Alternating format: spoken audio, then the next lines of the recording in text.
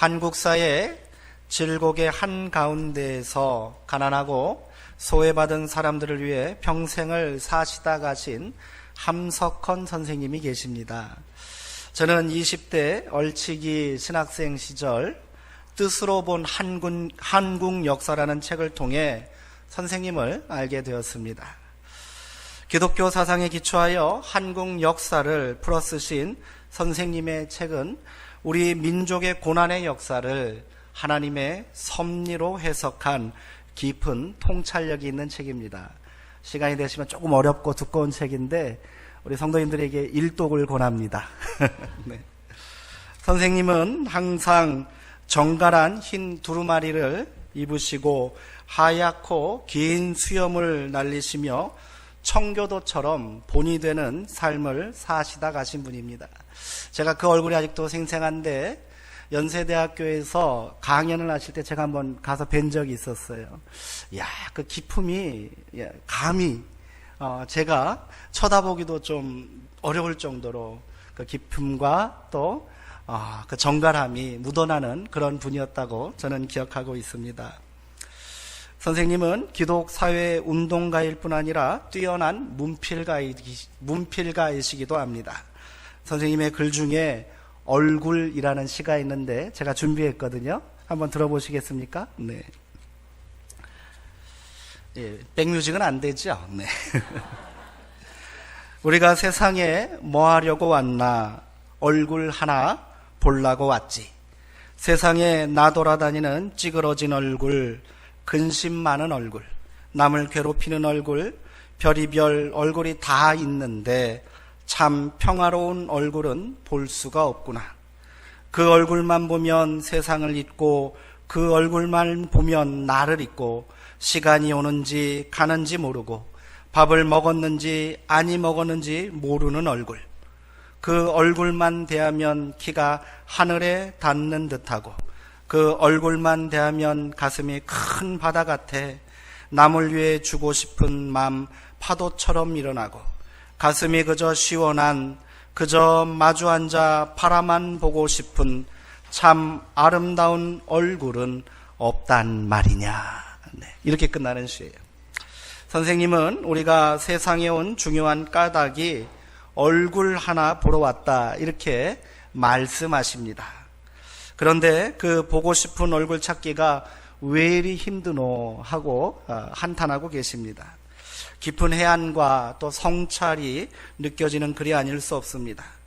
우리에게 그저 바라만 보아도 기분이 좋아지고 늘 생각나고 보기만 해도 힘이 되는 얼굴이 있으면 얼마나 좋을까요?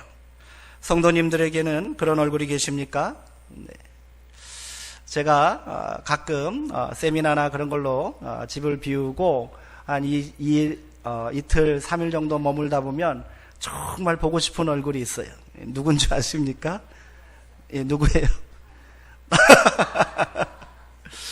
예, 우리 사모한테는 참 미안하지만 사모 얼굴은 별로 기억이 우리 두 딸의 얼굴이 이렇게 기억나고 보고 싶고 막 그러더라고요. 우리 성도님들은 어떠신지 모르겠어요. 생각만 하면 늘 고맙고 마음 편해지는 얼굴, 사랑스럽고 정이 가는 얼굴, 정말 보고 있어도 보고 싶은 얼굴이 가까이 있는 사람은 참으로 행복한 사람일 것입니다.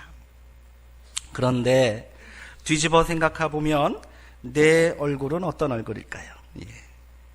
나는 사람들에게 어떤 얼굴로 기억될까요? 이런 생각을 하니 마음이 두렵기까지 했습니다. 네. 내 얼굴은 누군가에게 고맙고 그리운 얼굴입니까? 네. 사랑스럽고 따뜻한 얼굴인가요? 아니면 그야말로 생각만 해도 꼴도 보기 싫어서 인상이 찌푸려지는 그런 얼굴입니까? 사람은 나이가 들면서 자신의 얼굴에 책임을 져야 한다, 이런 말이 있습니다. 얼굴은 그 사람의 삶과 또 생각과 마음을 그대로 담은 그릇입니다. 깊이 패인 주름살이 그 사람의 인생을 말해주고요. 무심한 듯 바라보는 눈빛은 그 사람의 생각을 보여줍니다. 어찌되었던 우리의 얼굴이 누군가에게 힘이 되고 또 마음을 편하게 해주는 그런 얼굴 되었으면 좋겠습니다. 우리 얼굴이 서로에게 사랑스럽고 서로 보고 싶은 그런 고운 얼굴 되기를 소망합니다. 오늘 읽은 고린도후서 말씀 바로 앞부분에 모세의 얼굴에 대한 이야기가 나옵니다. 출애굽기 34장에 나오는 이야기를 바울이 인용한 거예요. 이스라엘 백성들이 광야에서 금송아지를 만들어 하나님의 진노를 산 이후에 다시 시내산으로 올라간 모세는 두 손에 하나님이 손수 새겨주신 십계명 돌판을 들고 백성들에게 내려오지요. 그때 모세의 얼굴에 광채가 나서 사람들이 그에게 가까이 하기를 두려워했다고 합니다. 그래서 모세가 수건으로 그 얼굴을 가리었다, 이런 이야기입니다. 여기서 모세가 자신의 얼굴에서 빛나는 영광스러운 광채를 수건으로 가리었다는 사실은 참으로 흥미롭습니다. 자기 얼굴에서 하나님의 영광이 나타나면 얼마나 자랑스럽고 좋은 일입니까? 사람들이 감히 쳐다볼 수 없을 정도로 두렵고 위험 있는 얼굴이라면 구태여 가릴 필요가 없겠지요. 아직까지 모세의 권위를 인정하지 않고 사사건건 시비를 거는 사람들에게 내가 이런 사람이다, 까불지 말아라, 위세를 떨 좋은 기회인데 모세는 그 영광스러운 얼굴을 수건으로 가렸습니다. 그가 얼마나 겸손하고 사려 깊은 지도자였는지를 잘 보여주는 대목이지요. 소위 권세를 가지고 있다는 자들의 태도는 어떠합니까? 없는 광채도 만들어내잖아요. 금관이 왜 필요해요? 얼굴에 광채가 나기 위해서는. 황금 용포를 입는 거예요. 아랫사람들이 감히 쳐다볼 수 없는 얼굴 아닙니까? 그래서 왕이나 권세 높은 자들이 행차하면 주의 사람들이 땅바닥에 얼굴을 받고 납작 엎드려야 하는 것이지요. 나는 신성한 절대 권력을 가진 사람이니 너희는 감히 내 얼굴을 쳐다봐서는 안 되는 것이다, 이리 말하는 거예요. 오만하고 기고만장한 권력의 모습입니다. 지금은 감옥에 계신 전직 대통령을 향해 형광등 100개를 켜놓은 것 같은 아우라가 보이지 않느냐고 방송에 나와 아첨을 떨었던 어느 정치평론가의 말이 떠오릅니다. 자기가 특별한 존재라고 우겨대는 모습은 예나 지금이나 다르지 않은 것 같아요. 그런데 모세는 그 빛나는 얼굴을 스스로 가릴 줄 아는 사람이었던 거지요. 자기 얼굴의 광채를 드러내고 시위하는 것이 아니라 오히려 감추었다는 것은 없는 광채까지 조작해내려는 지도자들과는 전혀 다른 모습입니다. 모세의 권위는 이러한 겸손하고 온화함에서 나온 것입니다. 그래서 하나님은 모세의 권위에 대항하는 자들에게 이 사람 모세는 온화함이 지면의 모든 사람보다 더하더라, 이렇게 말씀하신 것 아니겠습니까? 다시 바울의 이야기로 돌아와 보겠습니다. 바울은 모세의 얼굴에서 빛난 광채를 비유처럼 사용합니다. 그런데 이것이 긍정적이지 않고 다소 부정적이에요. 모세의 얼굴을 수건으로 가린 이유가 자기 얼굴에 광채가 사라져가는 것을 백성들에게 숨기기 위하여, 보여주지 않기 위하여 가렸다는 말이에요. 여기서 바울은 모세의 얼굴을 율법을 자랑하고 율법을 자랑하는 자들의 얼굴에 빗대고 있는 겁니다. 모세의 율법을 들먹이며 교회 안에서 판단하고 지시하고 권위를 내세우고 지배하고 군림하는 자들의 얼굴을 비판하고 있는 것입니다. 겉으로는 위험 있는 척하며 위세를 떠는 얼굴이지만 그 광채는 곧 사라져버리고 말 것이라는 말입니다. 한마디로 모세 행세를 하는 가짜 모세들에게 하신 말씀이에요. 이러한 율법주의자들은 자신의 얼굴을 가릴 뿐 아니라 모세의 글을 읽을 때에도 수건으로 그 마음을 가리고 있기에 말씀을 온전히 하나님의 뜻으로 깨닫고 이해하지 못한다, 이렇게 책망합니다. 그리고 그 기만적인 수건을 벗어버리고 주께로 돌아오라고 호소합니다. 당시 고린도 교회 안에서 그리스도의 복음을 어지럽히고 분열을 일으켰던 지도자들은 모두 네노라는 그런 사람들이었어요. 시쳇말로 얼굴 깨나 알려졌던 사람들입니다. 자신은 율법을 철저하게 지키고 교회에서 그 권위를 인정받은 특별한 존재라고 자랑하는 자들이었습니다. 얼굴에 기름을 바르고 잘 꾸며서 겉으로는 화려하게 빛나고 권위 있고 능력 있어 보이지만 그런 교만한 광채는 영원한 것이 아니라고 바울은 지금 말하고 있는 것입니다. 저들의 분장과 위장에 속지 말라는 얘기예요. 그런 교만한 얼굴을 흠모하지도 말고 주눅들지도 말고 추구하지도 말라는 그런 말입니다. 이렇게 모세의 얼굴이 비유적으로 사라져버릴 것이라면 그리스도의 얼굴은 어떨까요? 더욱 빛나고 눈부셔야 하지 않겠습니까? 그러나 바울은 우리가 언제든지 주께로 돌아오면 그 수건이 벗겨질 것이라고 말합니다. 그리스도의 얼굴은 하나님의 영광을 그대로 담은 찬란하고 영광스럽게 빛나는 얼굴이지만 역설적으로 누구나 바라볼 수 있고 흠모할 수 있는 수건이 벗겨진 얼굴이다. 이렇게 말합니다. 바울은 이 위선과 거짓의 수건이 우리 얼굴에서도 벗겨져야 그래야 예수 그리스도의 영광의 얼굴을 바라볼 수 있다고 말하고 있습니다. 수건으로 가릴 필요가 없는 얼굴은 어떤 얼굴일까요? 말 그대로 맨 얼굴 아니겠습니까? 위장하지 않고 거짓으로 꾸미지 않은 순수한 얼굴입니다. 진실한 얼굴입니다. 그 얼굴이 너무 눈부셔서 감히 쳐다볼 수 없었던 옛 모세의 얼굴이 아닙니다.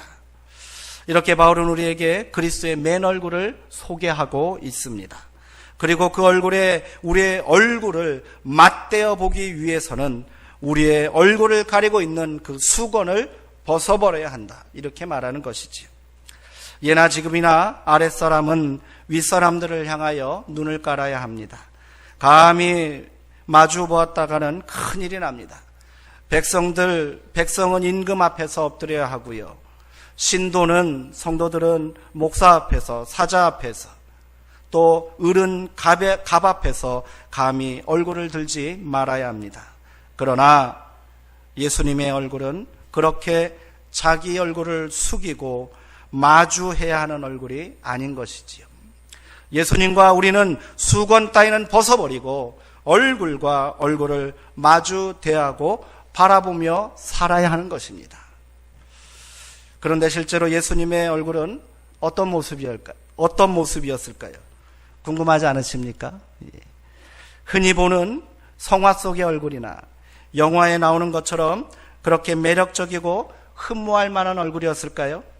날렵한 턱선과 오똑한 콧날, 또 깊은 눈빛과 우아하고 긴 금발을 가진 헐리우드 미남 배우의 얼굴이었을까요? 몇 해 전 미국의 다큐멘터리 전문 채널인 히스토리 채널에서 예수의 진짜 얼굴이라는 특집 프로그램이 방영된 적이 있어요. 거기에서 방송국은 첨단 컴퓨터 그래픽을 통하여 예수님의 얼굴을 복원하여 공개해서 화제가 된 적이 있습니다. 방송사는 2000년 전 당시 유대인들의 보편적인 얼굴 유고를 가지고 예수님의 얼굴을 복원했다고 합니다. 한번 보시겠습니까? 네. 어느 쪽이 복원한 얼굴 같으세요? 네? 네. 그렇죠. 성도님들이 보는 쪽에서 오른쪽입니다. 왼쪽은 오래전에 개봉했던 영화죠. 패션 오브 크라이스트. 거기나 예수님 역할을 했던 그 주인공의 모습입니다. 저런 모습은 아니라는 거예요. 오른쪽에 있는 모습, 저 모습이 실제 예수님의 얼굴에 가깝다. 이렇게 말하고 있어요. 어떠십니까? 이제 내리셔도 되겠습니다. 상식적으로 예수님의 얼굴은 잘생긴 서양 미남 배우의 얼굴은 아니었을 것입니다. 유대 변방 갈릴리 촌놈의 얼굴이 더 어울립니다. 긴 방랑 생활에 지치고 수척한 초라한 얼굴이었을 것입니다. 가난하고 병든 자들과 함께 아파하고 고통을 나누었던 볼품없는 거친 얼굴이었겠지요. 사람들이 멸시하고 천대한 세리와 창기들과 함께 밥상을 마주 앉아 어울리는 얼굴입니다. 십자가에 달려 사람들에게 멸시와 조롱을 받고 침뱉음을 당한 얼굴입니다. 일찍이 이사야는 고통과 절망 가운데 있는 이스라엘 백성들을 향하여 장차 하나님의 영광과 권세를 위임받은 위대한 왕이 나타날 것이다. 그리고 그 모습을 소개합니다. 오늘 우리가 읽은 시편 53편 이것입니다. 이것을 소위 말해서 종의 노래, 왕의 노래라고 부릅니다. 그런데 그 얼굴은 어떠합니까? 고운 모양도 없고 풍채도 없으며 우리가 보기에 흠모할 만한 아름다운 것이 하나도 없는, 볼품없는 얼굴입니다. 그 얼굴이 얼마나 참담했으면 사람들에게 멸시를 받고 버림받고 고통당한 얼굴이라고 말합니다. 그러나 그 얼굴을 가진 이가 우리의 질고와 허물과 죄악을 대신 감당하여 하나님으로부터 징벌을 받고 찔림을 당하고 상함을 입어 마침내 우리에게 평화를 주시고 용서를 받고 나음을 받게 하실 것이라고 이사야는 말합니다. 아무도 거들떠보지 않고 외면하여 고개를 돌린 얼굴을 가진 이가 바로 예수님 아니겠습니까? 예수님은 그렇게 이 땅에 평범한 인간으로 오셔서 하나님의 진노와 심판을 피할 수 없는 우리를 대신하여 십자가에 달리셨습니다. 하나님으로부터 버림받고 절규하며 고통 가운데 일그러진 예수님의 그 얼굴을 통해 우리가 감히 하나님의 자녀된 영광을 누리게 된 줄 믿습니다. 바울의 얼굴도 그랬습니다. 당시 교회에 내노라는 지도자들의 얼굴에 비해 바울의 얼굴은 참으로 별 볼 일 없는 얼굴이었던 것입니다. 다메섹에서 예수님의 얼굴을 만난 이후 바울은 평생을 복음을 전파하기 위해 떠돌아다녔습니다. 아시아를 넘어 유럽을 넘어 마침내 로마에 이르기까지 바울의 얼굴은 오랜 전도 여행으로 까맣게 그을리고 오랜 고단한 삶의 여정으로 인해 주림이 깊이 파인 얼굴이었을 것입니다. 그가 스스로 고백하고 있는 것처럼 몸에 찌르는 가시와 같은 불치의 병을 달고 사는 인생, 고단한 인생입니다. 감옥살이에 고문에 돌팔매질에 매질에 엉망진창이 되어버린 얼굴이에요. 밤잠도 제대로 자지 못하고 굶주리고 헐벗고 추위에 떠는 바울의 얼굴을 상상해 보십시오. 고린도후서 10장에 보면요, 당시 사람들이 바울을 어떻게 보았는지 사람들의 평가를 보여주는 대목이 있습니다. 거기에 보면 바울은 이렇게 말합니다. 그의 편지를 보면 무게가 있고 힘이 없지만 직접 대면하면 약하고 변변하지 못하다. 사람들의 평가를 그대로 실어놓은 것이, 이 말은 뭡니까? 글로 보면 좋은데 바울이 편지를 통하여 글로 만날 때는 이야, 이 사람 대단하구나, 그럴듯하다라고 생각되었는데 얼굴을 보면, 실제로 얼굴을 보면 어땠다는 거예요? 요즘 말로 깬다는 거예요. 뭐 저렇게 생겼노? 이렇게 생각한다는 거예요. 이처럼 바울의 얼굴은 그리 인상적인 얼굴은 아니었던 것 같습니다. 어디 바울뿐이었겠습니까? 당시 그리스도인의 얼굴도, 기독교인의 얼굴도 빛나는 얼굴은 아니었을 거예요. 오늘 함께 읽은 고린도후서 본문에서 바울은 그 자신을 포함하여 그리스도인들을 질그릇이라고 표현하고 있습니다. 윤기나는 자기 그릇이 아닙니다. 눈부시고 반짝이는 금이나 은으로 만든 화려한 그릇이 아니란 말이에요. 흙으로 빚은 투박하고 질박한 질그릇입니다. 그런데 이렇게 평범하고 거친 그리스도인의 얼굴에서 빛이 난다고 얘기합니다. 왜 빛이 납니까? 그것은 그 사람에게서 나오는 빛이 아니라는 거예요. 그 안에 뭘 담고 있기 때문에요? 보배를 담고 있기 때문이라고 말하고 있습니다. 이 보배가 무엇입니까? 그 보배가 예수 그리스도 아니겠습니까? 이처럼 그리스도인들은 하나님의 영광의 빛을 품고 있는 예수 그리스도를 담고 있기에 진짜 빛이 나는 존재들이다, 이렇게 말하는 것이지요. 그 빛은 영원한 빛입니다. 참된 영광의 빛입니다. 태초에 세상을 창조하신 하나님의 빛이십니다. 하나님의 영광의 빛이신 예수 그리스도를 선포하는 복음의 빛이요 생명의 빛인 줄 믿습니다. 그 빛이 지금 우리 가운데 나타나고 있다는 거예요. 그리스도인들은 질그릇 속에 예수라는 보배, 영원한 생명의 빛을 품고 사는 사람들입니다. 이 빛은 수건으로 가리고 위장하고 속이는 빛이 아닙니다. 교만하여 자신의 권위를 시위하는 군림하는 빛이 아닌 겸손히 섬기는 빛입니다. 용서하고 품어 안고 받들어 살리는 빛인 줄 믿습니다. 죽이고 파괴하는 빛이 아니라 생명을 살리고 다시 세우는 빛이란 말입니다. 그리스도인은 비록 그 겉모습은 약하고 초라해 보이지만 그 안에 그리스도의 빛을 품고 있기에 사방으로 죄어들어도 결코 움츠리지 않습니다. 답답한 일을 당하여도 낙담하지 않습니다. 더 누리고 소유하지 못해 절망하지 않는다는 거예요. 고난을 당해도 넘어지지 않고 억울한 모함을 당하여도 분노하지 않는다 말합니다. 그리스도의 영광을 품고 사는 그리스도인의 얼굴빛은 교만하지 않고 겸손하지만 그러나 비겁하지 않고 당당한 줄 믿습니다. 소박하고 작지만 추하지 않고 왜소하지 않습니다. 연약해 보이지만 진실로 생명을 살리는 쉼입니다.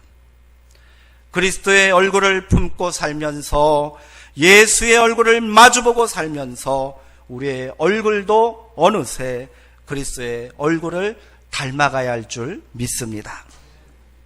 이것이 오늘 그리스도인들의 얼굴입니다. 이것이 우리의 고백이며 영광이며 찬양이 되어야 하는 거예요. 얼굴이라는 말의 어원을 설명한 재미있는 글을 본 적이 있습니다. 얼굴은 얼과 굴이라는 두 글자로 되어 있지 않습니까? 얼은 뭐예요? 정신, 생각, 영혼이라는 뜻의 우리말이에요. 그럼 굴은 뭘까요? 굴은 예전에 얼굴을요 얼골이라고 이렇게 이름했대요. 그러니 이 골로 풀이할 수 있는데 골은 꼴이라는 말입니다. 꼴이 뭐예요? 틀, 모양이라는 뜻 아니겠습니까? 그러니 이렇게 풀이하니 얼굴이라는 말은 정신과 생각, 영혼을 담은 틀, 꼴이다, 이런 의미가 될 수 있는 거예요. 그러니 어떻게 되겠습니까? 그 얼이 맑으면 꼴도 맑고요, 그 얼이 추하면 그 꼴도 추하게 되는 것이지요. 우리의 얼굴은 우리의 얼이 만드는 것입니다. 그 생각과 정신과 영혼이 얼굴에 나타나는 것이에요. 그 삶이 얼굴을 만들어가는 겁니다. 그 속에 기쁨을 품고 사면 그 얼굴에 기쁨이 넘쳐나는 거예요. 그 속에 사랑을 품고 살면 그 얼굴에 사랑이 가득하게 되는 것이 옳지 않겠습니까? 반대로 그 안에 악한 마음과 미움을 품고 사면 얼굴에 악과 추한 꼴이 그대로 드러나겠지요. 우리 안에 그리스도를 품고 살면 우리의 얼굴이 그리스도를 닮아가는 법입니다. 우리 안에 탐욕과 거짓을 품고 살면 우리 얼굴은 추하고 악하고에 변화되는 거예요. 얼굴은 성형수술로 만들 수 없습니다. 네. 화장빨로 위장할 수 없는 거예요. 얼굴은 그 사람입니다. 우리의 얼굴, 그것은 감추는 것이 아닙니다. 화려하고 또 위장하여 수건으로 가리고 또 화장하고 위장하여 가릴 수 있는 것, 혹 사람들 앞에서는 그리할지 몰라도 하나님 앞에서는 어떻게 숨길 수 있겠습니까? 외모도 경쟁력이라고 말하고 있습니다. 우리의 경쟁력은 예수 그리스도의 얼굴인 줄 믿습니다. 성도님들 얼굴 가운데 예수님의 얼굴이 있습니다. 옆에 계신 분들 한번 축복하세요. 당신의 얼굴에 예수가 있습니다. 우리의 얼굴이 비록 질그릇과 같이 못나고 투박할지라도 우리 안에 예수 그리스도의 빛을 품고 살면서 우리의 얼굴이 그렇게 그리스도를 닮아갔으면 좋겠습니다. 우리가 날마다 그리스도 안에서 수건을 벗어버리고 얼굴과 얼굴을 마주 바라보고 기쁨을 나누며 살았으면 좋겠습니다.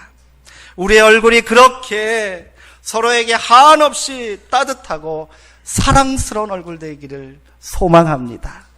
우리가 그렇게 서로에게 기쁨이 되고 감사의 제목이 되고 용기가 되고 힘이 되기를 주의 이름으로 축원합니다. 기도하겠습니다.